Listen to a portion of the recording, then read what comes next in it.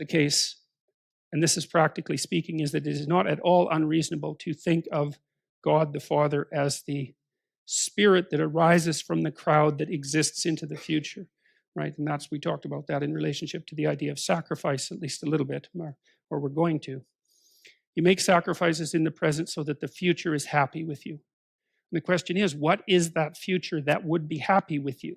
And the answer to that is, it's the spirit of humanity. That's who you're negotiating with, because you make the assumption that if you forego impulsive pleasure and get your medical degree, that when you're done in 10 years and you're a physician, humanity as such will honor your sacrifice and commitment and open the doors to you, right? So you're treating the future as if it's a single being, and you're also treating it as if it's something like a compassionate judge. You're acting that out.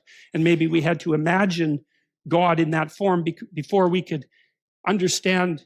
Once we started to understand that there was a future, perhaps we had to imagine God in that form in order to concretize something that we could bargain with, so that we could figure out how to use sacrifice to figure out how to guide ourselves into the future.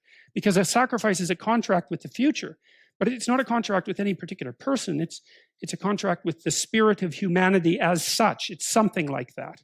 And so when you think about it that way, that should make you faint with amazement, because that is such a bloody amazing idea. To come up with that idea that you can bargain with the future, that is some idea, man. That's like the major idea of humankind. We suffer. What do we do about it? We figure out how to bargain with the future, and we minimize suffering in that manner. It's like no other animal does that either. You know, like lions, they just eat everything. I think a wolf can eat 40 pounds of meat in a single sitting. Right? It's like there's some meat, eat it. It's like not like save some mammoth for tomorrow.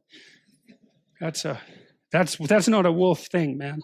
That's a human thing, and that might mean you have to be hungry today, or maybe you're a farmer. You know, several thousand years ago, 6,000 years ago or so, when agriculture first got going, and you're starving to death, waiting for the spring planting, and you think we bloody well better not eat those seeds, right? And that's really something, to be able to control yourself, to make the future real, to put off what you could use today, and not just in some impulsive manner. Man, maybe your kids are starving to death. You think, we are not touching the seeds that we need for the future.